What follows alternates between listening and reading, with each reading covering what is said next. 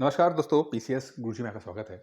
दोस्तों, ये पॉडकास्ट जो है, इसको आप सुन रहे हैं, ये बहुत इंपॉर्टेंट है आपके लिए। जो लोग यूपी पीसीएस की तैयारी कर रहे हैं, चाहे वो 2021 के लिए हो, चाहे 2022 के लिए हो, दोनों ही सालों के लिए जो तैयारी कर रहे हैं, उनके लिए ये पॉडकास्ट बहुत इंपॉर्टेंट है। तो प्लीज़ आराम से 10 मिनट मुझे समय दे दीजिए। आपकी बहुत बड़ी समस्या का समाधान मैं आज लेकर आया हूँ मैं। दोस्तों, 90% से ज़्यादा स्टूडेंट ऐसे होते हैं जिनको ये नहीं पता होता कि वो एग्ज़ाम में, यानी यूपी पीसीएस के एग्ज़ाम में ऑप्शनल क्या चूज़ करें। ऑप्शनल क्या रहना चाहिए, ये नहीं पता होता है। एक आंकड़े के हिसाब से देखा गया है कि मैक्सिमम लोग जो अपना ग्रेजुएशन जिस सब्जेक्ट में करते हैं, वो सब्जेक्ट वो ऑप्शनल में लेते नहीं हैं। मैं खुद इंजीनियर हूँ, लेकिन मैंने कोई भी इंजीनियरिंग सब्जेक्ट का सब्जेक्ट जो या चाहे यूपीएससी में हो, चाहे यूपीसीएस में हो, कभी नहीं लिया। ठीक है? अब ऐसे लोग जिनको दिक्कत आती है, अपना बैकग्राउंड चूज़ करना, बैकग्राउंड कुछ और होता है, सब्जेक्ट कुछ और लेना चाहते हैं, उनके लिए ये वीडियो खासकर इम्पोर्टेंट है। कुछ लोग तो जो बड़े लकी लोग होते हैं, वो लोग जो ग्रेजुएशन में पढ़ते हैं, वही चीज़ वो पीसीएस के उसमें ले लेते हैं। लेकिन इंजीनियर्स हो गए या बीएससी किए हुए लोग हो गए, बीकॉम किए हुए लोग हो गए, उनके बारे में मैं आज डिस्कस करूँ क्योंकि उनको सबसे ज़्यादा दिक्कत आती है। सबसे पहले ये समझिए कि ऑप्शनल कब लें? सबसे तो दूसरा क्वेश्चन है, मतलब कब तैयार करें? तैयार करने का समय क्या है? किस समय ऑप्शनल की तैयारी करनी चाहिए? सबसे पहले तो मैं आपको ये बताऊँगा। देखिए, ऑप्शनल की तैयारी सबसे इम्पोर्टेंट है कि आप एग्ज़ाम से शुरुआती टाइम पर ऑप्शनल को तैयार करें। यानी कि अगर आप 2022 का पेपर देना चाहते हो और 2022 का पेपर अगले साल प्री जो है जून में होगा, मेंस अक्टूबर में होगा, तो उससे पहले का समय जो होगा, यानी कि आज का समय जो है, यानी जो या मई, जून, जुलाई, अगस्त, ये कोशिश करें कि आप अपना ऑप्शनल अभी तैयार कर लो। ऐसा इसलिए, देखिए, फ़र्ज़ कीजिए जैसे ही आप अक्टूबर-नवंबर में पहुँचेंगे, जैसे ही आप अक्टूबर-नवंबर पहुँचेंगे, आपको पीसीएस प्री का टेंशन होना शुरू हो जाएगी आपको। आपको लगेगा, अरे! मैंने तो तैयारी की ही नहीं है। मुझे बहुत टेंशन हो रही है, मुझे मैं क्या करूँ? अभी तो कुछ तैयार ही नहीं है। मैं ऑप्शनल देखूँ, प्री देखूँ, मेंस देखूँ, मैं क्या करूँ मैं? ठीक है? और होता क्या है, आप ये सोचते हो कि काम करते हैं, पहले प्री निकाल लेते हैं और फिर जब प्री निकल जाएगा, तो 4 महीने का समय मिलेगा, तो मेंस और ऑप्शनल तैयार कर लेंगे। अरे भाई! यूपी पीसीएस का पेपर है, हिंदुस्तान के सबसे मुश्किल पेपरों में होता है। आप उसको 4 महीने में आप अपना मेंस भी तैयार करोगे, ऑप्शनल भी तैयार करोगे, जो कि इम्पॉसिबल है। ठीक है? अब आप अगर ये समय आप बर्बाद कर देते हो, ये जून, जुलाई, अगस्त, ठीक है? तो आपके को पूरा, अगर आप देखो शेड्यूल, समय कहीं नहीं मिलेगा जब आप सुकून से तैयार कर सको। तो अगर आप पीसीएस के लिए बहुत ही सीरियस एस्पिरेंट हैं, तो आप कोशिश करो कि इसको जितनी जल्दी हो सके तैयार कर लो। क्योंकि देखिए, सिर्फ़ टीचर पढ़ा दे ऑप्शनल, यही नहीं होता है। टीचर तो आके 3, 4, 5 महीने में पढ़ा देगा, लेकिन आपको कितना समझ में आया, ये अलग फैक्टर है ना। आपको समझ आना, फिर होगा क्या है कि आप उसको अपने नोट्स, आंसर राइटिंग प्रैक्टिस करेंगे, फिर अपने नोट्स को अपडेट करेंगे। पता लगा कि टीचर ने कुछ अच्छा नहीं पढ़ाया कोई टॉपिक, तो उसको आप देखते हैं। तो आपको समय चाहिए आपको उस तय करने के लिए। तो कोशिश करिए, चाहे 2021 वाले हों, चाहे 2022 वाले हों, कि इसको अभी से पढ़ना शुरू कर दें। जब ये वीडियो बन रहा है ना, मई में वीडियो बन रहा है ये, तो अभी से पढ़ना शुरू कर दें, तो जून, जुलाई, अगस्त, सितंबर तक आपका ऑप्शनल तैयार हो जाएगा। ठीक है? अब सवाल आता है कि भाई ऑप्शनल चूज़ क्या करें? हमारा बैकग्राउंड इंजीनियरिंग रहा है, या हमारा बैकग्राउंड ऐसा रहा है जो कि बहुत ही अलग था और उसके ऑप्शनल सब्जेक्ट आते नहीं हैं। देखिए, ऑप्शनल लगभग 28-29 सब्जेक्ट होते हैं, जो लिस्ट दी हुई है। आप चाहे तो नोटिफिकेशन में, जो यूपी पीसीएस का नोटिफिकेशन होता है, वहाँ से देख सकते हैं। 28-29 सब्जेक्टों की लिस्ट है। उसमें से कोई एक चूज़ करना पड़ता है आपको।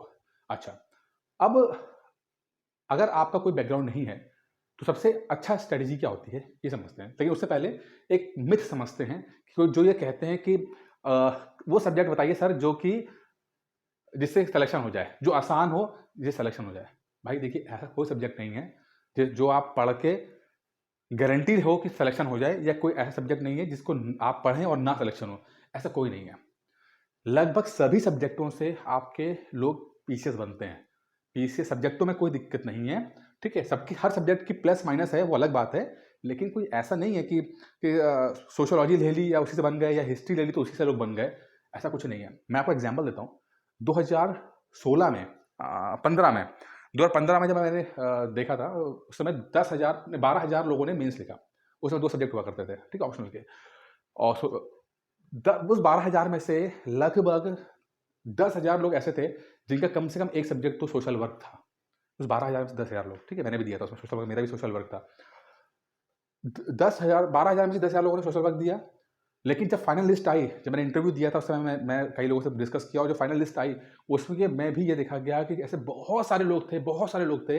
एक तो मेरा बहुत अच्छा दोस्त है जो सेलेक्ट हुए, जिन्होंने सोशल वर्क नहीं लिया था कोई सा भी, चाहे पहले पेपर में या दूसरे पेपर में, लिया ही नहीं था। अलग सब्जेक्ट, ज्योग्राफी ले लिया, पबाइड ले लिया, हिस्ट्री ले लिया ना, 2 सब्जेक्ट थे उसमें, तो अलग अलग ले लिया। तो कोई गारंटी नहीं था कि कोई सब्जेक्ट आप लोगे तो सिलेक्शन हो जाएगा इससे, ठीक है। तो ये दिमाग आप निकाल दीजिए कि किसी एक सब्जेक्ट से आपका सिलेक्शन होगा। अब सिलेक्शन तब होगा जब आप किसी सब्जेक्ट में अच्छा लिखोगे, अच्छा करके आओगे आप, ठीक है। तो इस बात पे ध्यान दीजिए कि आप किसमें कंफर्टेबल हो। जैसे मैं हमेशा कहता हूँ कि अगर आपके पास कोई सब्जेक्ट ऐसा नहीं है, ऑप्शनल सब्जेक्ट नहीं है आपके पास, तो एक काम करो, आप शांत होके ना थोड़ा बैठ जाओ और आंखें बंद करके महसूस करो कि आप किस किस चीज़ों में कंफर्टेबल हैं। भाई हर आदमी का बैकग्राउंड होता है, कुछ ना कुछ तो बैकग्राउंड होगा ही इसमें, कुछ ना कुछ चीज़ें होती हैं उसको। तो अब इरेस्पेक्टिव ऑफ आपका ग्रेजुएशन, इरेस्पेक्टिव ऑफ ग्रेजुएशन, कि आपने ग्रेजुएशन में क्या तीर मारा है, क्या किया है, वो छोड़िए उसको, है ना। आपको महसूस करोगे, आप अंदर से आवाज़ आएगी। जैसे हो सकता है आपके मन में आवाज़ आए कि मैं हिस्ट्री अच्छा है, ज्योग्राफी अच्छा है, सोशियोलॉजी अच्छा है, ठीक है, पब्लिक एडमिनिस्ट्रेशन अच्छा है। ये आप 4-5 लोग सब्जेक्टों की लिस्ट तैयार कर लो। अमूमन हर आदमी 4-5 चीज़ों में अपने आप को कंफर्टेबल महसूस मानता है, ठीक है। अब जब लिस्ट तैयार कर लीजिएगा, तो सेकंड आता है कि आप उन सब के आप प्रीवियस क्वेश्चन पेपर देखो, आप पिछले साल के पेपर देखना शुरू करो, आप खासकर 2020 के देखो आप। वैसे तो कुछ सब्जेक्टों के तो पेपर आपको मिलेंगे ही नहीं, ठीक है। जैसे मान लीजिए फिजिक्स हो गया, मैथमेटिक्स हो गया, ये तो आपको मिलेगा ही नहीं, ये तो बड़ी मुश्किल है इस चीज़ के लिए। इसके लिए क्या करना है, इसके लिए आपको शिल्पी पब्लिकेशन हाउस जो है, जो कि आपके प्रीवियस पेपर छापती है वो, उससे बात कर लीजिएगा, शायद उनके पास हो, ठीक है। लेकिन बहुत सारे सब्जेक्ट ऐसे हैं जिनके आपको प्रीवियस ईयर क्वेश्चन पेपर मिल जाएंगे आपको, ठीक है। अब आपने क्वेश्चन पेपर देखा, अब आप क्वेश्चन पढ़ना शुरू कीजिए। जब आप क्वेश्चन पढ़ेंगे तो आप देखोगे कि चीज़ें आपको या तो समझ आ रही हैं या तो समझ नहीं आ रही हैं। आप महसूस करो कि क्या आप कंफर्टेबल हो, क्या आपको क्वेश्चन समझ में आ रहा है। भले ही आपको आंसर नहीं आता है, लेकिन क्या आप क्वेश्चन को समझ पा रहे हो? क्या आप ऐसा महसूस कर रहे हो कि हाँ भाई, ऐसी आवाज़ मन से आएगी कि नहीं नहीं मुझे आ तो रहा है यार, भले ही क्वेश्चन मुझे अभी इसका फिलहाल इसका आंसर नहीं आता, लेकिन अगर मैं पढ़ूंगा तो आ जाएगा। अगर ऐसी बात आ रही है तो इसका मतलब है कि आप उस सब्जेक्ट में कंफर्टेबल हो रहे हो। 2015 में जब पहली बार मैंने पेपर दिया पीसीएस का, तो मुझे 2 सब्जेक्ट लेने थे, ठीक है? और मैं बड़ा परेशान था कि यार क्या सब्जेक्ट मैं लूँ, क्या करूँ मैं? तो सोशल वर्क के लिए किसी ने कहा चले जाओ। ज़िंदगी में कभी सोशल वर्क नहीं पढ़ा था, मैं इंजीनियरिंग बैकग्राउंड का आदमी था मैं। मैं एक दुकान पे गया, वहाँ पर ये प्रीवियस ईयर पेपर रखे हुए थे, तो मैंने क्वेश्चन देखे, तो मैंने कहा यार पेपर 1 तो चलो ठीक है, थोड़ा थ्योरी थिंकर वाले हैं, लेकिन पेपर 2 तो बिल्कुल समझ में आ रहा है। ऐसा कोई दिक्कत नहीं कि नहीं आ रहा, मैं अभी बैठूँगा थोड़ा बहुत लिख ले जाऊँगा, ठीक है? और फिर एक किसी कोचिंग के नोट्स थे, उठा के देखे मैंने कहा यार ये तो बहुत ही बकवास लिखी है, मैं इससे अच्छा तो मैं लिख ही सकता हूँ, अभी जब मुझे कुछ नहीं आता मैं लिख सकता हूँ। मतलब ये मेरी अपने मन की फीलिंग है, मैं ऐसे नहीं कह रहा किसी कोचिंग को ब्लेम कर रहा हूँ, लेकिन ये होता है कि आपके अंदर से आवाज़, आपको अंदर से आवाज़ आती है कि आप कंफर्टेबल हो रहे हो कि नहीं हो रहे, ये अपने अंदर आवाज़ आएगी, आपको लग जाएगा यार हाँ ये मैं कर लूँगा, संभाल लूँगा इसको मैं, कोई दिक्कत नहीं है इसके अंदर, आ जाने दो उसको। तो अगर ये चीज़ आ रही है, तो आप देखोगे कि आपने जो 5 सब्जेक्ट चूज़ किए थे, ऐसा करके आप 2 सब्जेक्टों पे आ गए, 3 सब्जेक्टों पे आ गए, चलो 5 में से 3 पे आ गए आप, 2 निकाल दो आप। 2 ऐसे सब्जेक्ट होंगे जो आपको कि यार क्वेश्चन बड़े टेढ़े आ रहे हैं, समझ में नहीं आ रहा, तो उनको छोड़ दो उनको आप, ठीक है? अब 3 बचे आपके पास। अब 3 के बाद आप क्या करो, सिलेबस देखो आप। सिलेबस देखोगे, आप सिलेबस को देखो कितना बड़ा छोटा क्या है, और सबसे इंपॉर्टेंट बात है सिलेबस को देखने का, आप ये देखो कि क्या इन चीज़ों की किताबें अवेलेबल हैं कि नहीं हैं। कुछ सब्जेक्ट ऐसे हैं जिसकी किताबें आपको ठीक से अवेलेबल नहीं हो पाएगी। जैसे एंथ्रोपोलॉजी, अगर आप हिंदी से एंथ्रोपोलॉजी कर रहे हैं, भाई आपको बहुत मुश्किल है कि एक किताब को छोड़ के कोई किताब मिल पाएगी आपको। या आप फिजिक्स कर रहे हैं, तो आपको कोई कोचिंग मिलेगी नहीं, फिजिक्स मैथ्स में कोई कोचिंग नहीं मिलेगी आपको। आपको अपने ही दम पे, जो आपने बीएससी एमएससी में कुछ किया होगा तो वहीं से मिल पाएगा, अन्यथा कुछ नहीं मिल पाएगा आपको, ठीक है। तो आपको यहाँ पे ये कैलकुलेट करना है कि किताबें, रिसोर्सेज आपके पास है कि नहीं है, क्योंकि आप ऐसा ना हो कि आप ऐसा सब्जेक्ट चूज कर लो जो जिसकी किताबें नहीं मिल पा रही, भाई क्या करोगे आप फिर आप उसके लिए, ठीक है? कहाँ से जंग लड़ोगे जब आप हथियार ही नहीं होंगे तो आपके पास, ठीक है? तो अगर आप अब क्या होगा, क्या हो सकता है 3 में से 2 बचे सब्जेक्ट, एक सब्जेक्ट ऐसा होगा जो आपने ऐसा चूज किया होगा जो जिससे किताबें नहीं मिल पा रही, तो ऐसा सब्जेक्ट लेने की कोई पंगे लेने की जरूरत ही नहीं है, छोड़ दो उसको। अब 2 सब्जेक्ट है, 2 सब्जेक्ट में फिर आप थोड़ा सा कुछ हम जैसे लोगों से एक्सपीरियंस जैसे लोग होते हैं, जो डिस्कस कर लीजिए।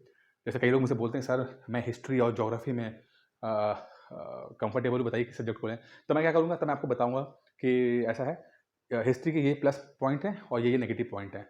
ज्योग्राफी के ये प्लस पॉइंट है, ये नेगेटिव पॉइंट्स हैं। उसके बाद आप सुन समझ के किसी एक्सपीरियंस आदमी से बात कर लीजिएगा और फिर फाइनल कर लीजिएगा चीज़ों को लेकर, ठीक है? तो ये तरीका होता है। देखिए होता क्या है, आप सब सब्जेक्ट नहीं पढ़ सकते। ऐसा नहीं पॉसिबल कि आप सब्जेक्ट पहले पढ़ें, उसके बाद चूज़ करें, ठीक है? ये पॉसिबल नहीं है। टाइम बहुत कम है आपके पास, आप 30 के 30 सब्जेक्ट नहीं पढ़ सकते। आप करना क्या होता है, जैसे आप लोग देखते हैं चावल पके या नहीं पके, तो आप क्या करते हो, दो चावल को पकड़ते हो, उसको मसलते हो अपनी उँगलियों के बीच में और अंदाज़ा लगाते हो कि ये चावल पके हैं कि नहीं, बाकी चावल पके कि नहीं पके। सेम यहाँ चीज़ है कि आप जब 2 क्वेश्चंस देखते हो ना, तो उसके बाद आप अंदाज़ा लगा पाते हो कि ये 2 क्वेश्चन अगर ऐसे हैं, तो बाकी क्वेश्चन भी लगभग ऐसे ही होंगे। अगर मुश्किल लग रहे हैं, तो बाकी सवाल भी मुश्किल होंगे, आसान लग रहे हैं, तो बाकी सवाल भी आसान होंगे।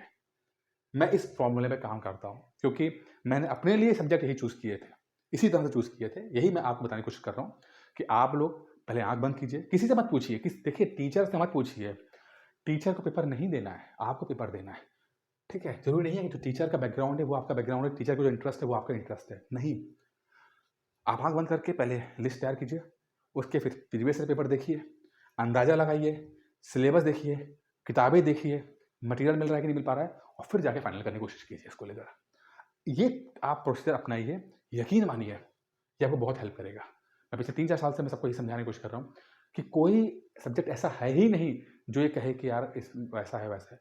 रही बात स्केलिंग की, हो सकता है स्केलिंग का मसला सॉल्व हो जाए, इस बार स्केलिंग मतलब लग जाए, तो जो आर्ट्स के सब्जेक्ट्स हैं, उनको भी बराबरी से मौका मिल जाएगा। नहीं तो पिछले 2 साल से ये हो रहा था कि जो साइंस सब्जेक्ट थे, मैथ्स है, फिज़िक्स है, केमिस्ट्री है, यहाँ के सब्जेक्टों को बहुत फ़ायदा मिल रहा था। स्केलिंग हो नहीं रही थी, तो उनको नंबर मिल जा रहे थे।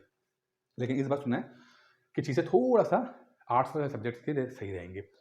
तो दोस्तों, जो इस वीडियो में बताना चाहता था मैं कि ऑप्शनल सब्जेक्ट आप जितनी जल्दी हो सके तैयार करना शुरू करें, ठीक है? आप अगर ये वीडियो अक्टूबर, नवंबर में भी देख रहे हैं, तो भी आप उस समय ही स्टार्ट करना शुरू कर दें, क्योंकि आपके पास यकीन मानिए समय बहुत कम रहेगा उसके बाद। आप तैयार कर लो, क्योंकि प्री निकल गया और आपका ऑप्शनल तैयार नहीं है, तो वैसे देखिए कोई मतलब नहीं बनता प्री निकलने का। ये तो फिर पापा-मम्मी को और गर्लफ्रेंड, बॉयफ्रेंड को समझाने वाली बात हो जाती है, बाकी कुछ नहीं रहता है, ठीक है? आप सीधा सचमुच सीरियस कैंडिडेट हैं, तो आपको पूरा सिलेक्शन पाना होता है। तो जब जितनी जल्दी हो सके ऑप्शनल तैयार कीजिए, पहली चीज़। दूसरा, ऑप्शनल अगर नहीं चूज़ किया है, अभी तक पता ही नहीं है आपको, तो मैंने वो फॉर्मूला जो बताया है, उस फॉर्मूले को अपनाइए। यकीन मानिए आपको फ़ायदा मिलेगा इसमें से। बाकी कुछ समस्या हो, कुछ दिक्कत हो, मैं डिस्क्रिप्शन बॉक्स में नंबर दिया हुआ अपना, आप मुझसे बात कर सकते हैं। और बाकी कोई आपको समस्या हो, समाधान ऐसा कुछ लगे कि आपको कुछ और टॉपिक पे मुझसे डिस्कस करना है, तो वो भी कमेंट बॉक्स में लिख दीजिएगा। मैं पढ़ के उस पे वीडियो बना दूँगा। बाकी दोस्तों, इस वीडियो में इतना ही था। धन्यवाद।